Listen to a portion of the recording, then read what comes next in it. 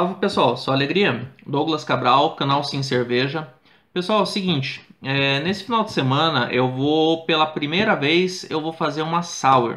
Uma cerveja que está sendo muito comentada, muita gente arriscando a fazer. E é uma cerveja um pouquinho mais complicada, um pouco mais complexa de se fazer, porque além da fermentação normal de uma cerveja que ela leva, mas você também precisa de uma fermentação lática, né? Você vai usar aí os lactobacilos, que é o que vai fazer de uma cerveja azeda, uma cerveja sour. E estudando aqui um pouquinho, pessoal, tive olhando alguns vídeos, algumas receitas, algumas coisas aí, para eu não ficar tão perdido aí nesse final de semana quando for fazer minha cerveja. Eu observei uma coisa. Pouco se fala, quando se fala em sour, sobre o equilíbrio da sour. Se você digitar aí no YouTube equilíbrio da cerveja, vão aparecer diversos vídeos aí falando sobre a relação BU-GU, que é aquela relação aí, aquele paralelo entre o amargor e o dulçor, né, da cerveja. Então você pega aí, por exemplo, uma IPA bem equilibrada. O que é uma IPA bem equilibrada? É uma IPA onde o amargor ele é mais evidente, né? Ela não tem muito dulçor, mas enfim, existe um padrão aí, uma relação de amargor e dulçor para que uma IPA seja uma boa IPA. Uma Imperial Stout, uma Russell Imperial Stout. O que é uma cerveja equilibrada para esse estilo? É uma cerveja mais maltada, né? Ela pode até ter um IBU bastante alto, porém ele é pouco perceptível esse IBU porque ele é contrabalanceado com o dulçor. Então, por exemplo, uma IPA que tem aí 50, 60 IBUs, ela é uma cerveja bastante amarga. Uma Imperial Stout, uma Russell Imperial Stout com o mesmo IB, 50, 60 IBUs, ela pode não ser uma cerveja muito amarga, né? Porque ela tem uma carga de maltes muito alta. Então é a questão do equilíbrio entre o malte e o lúpulo que faz uma cerveja equilibrada. Mas quando se fala em sour, o que é a coisa mais evidente em uma sour? O que caracteriza a sour? É o azedo, é a acidez, né?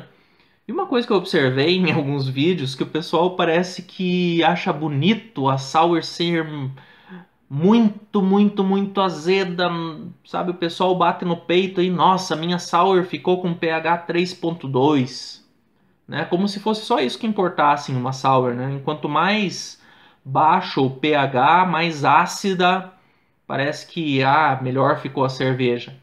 Isso não é bem verdade, pessoal, tá? Às vezes uma cerveja, uma sour com um pH muito baixo pode ser uma cerveja horrível, né? Por quê? Porque tem que haver equilíbrio. Toda cerveja exige equilíbrio, tá?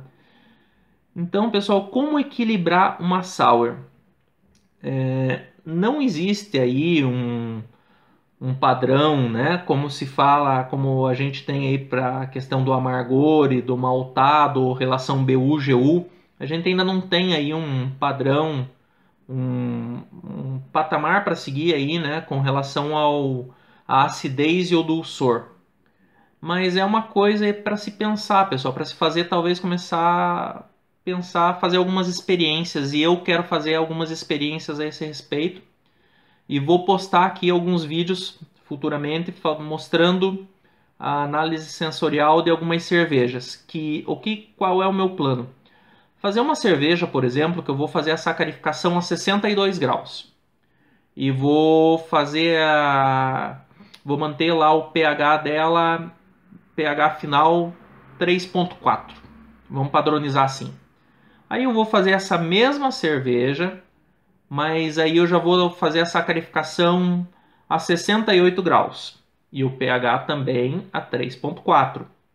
E vamos fazer a mesma cerveja novamente, mas vamos fazer a sacarificação aí na casa de 70, 72 graus, com o mesmo pH de 3.4. O que vai mudar aí nessas cervejas? A sacarificação, todo cervejeiro caseiro sabe. Se você ainda não é um cervejeiro caseiro, vamos desvendar isso aí. 62 graus, a sacarificação, eu vou ter mais açúcares fermentáveis. E a levedura vai consumir todo esse açúcar, fazendo assim uma cerveja mais seca, com quase nada de dulçor. Você imagina uma cerveja que não tem quase nada de dulçor com uma acidez bem considerável. Você só vai sentir aquele azedume. Vai ser, a gente brinca aí dizendo que é uma cerveja que é para arrancar o esmalte do dente. Aquela cerveja que incomoda, você toma até arrepia, muito azeda. Penso eu que 3,4 de pH, uma mostura a 67 graus, você vai ter um pouco de açúcar residual. Ela tende a ficar um pouco mais equilibrada. Já uma mostura a 72 graus, você vai priorizar a alfa-amilase, tendo assim mais dextrina, que é um açúcar que não é fermentável, ou seja, a levedura não vai consumir esse açúcar vai ficar no final na sua cerveja. Então você vai ter uma cerveja mais doce. Em contrapartida, você tem a acidez. Vamos ver o que vai dar isso aí, né? Pode ser que fique uma cerveja desequilibrada também, uma cerveja mais doce do que azeda, né? E muitas vezes se adiciona fruta, é muito comum se usar fruta na sour. Então pensa lá, pessoal, eu tenho aí a framboesa. A framboesa é uma fruta bem ácida, bem azeda, né? A gente às vezes come uma geleia de framboesa que é deliciosa, mas imagina o quanto de açúcar não vai nessa geleia para manter esse dulçor. É muito açúcar.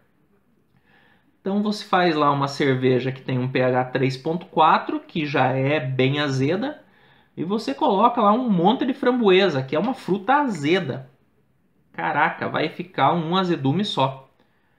Então, uma dica aí, talvez uma coisa que eu penso para as minhas sours que eu vou fazer é pensar na fruta que eu vou usar.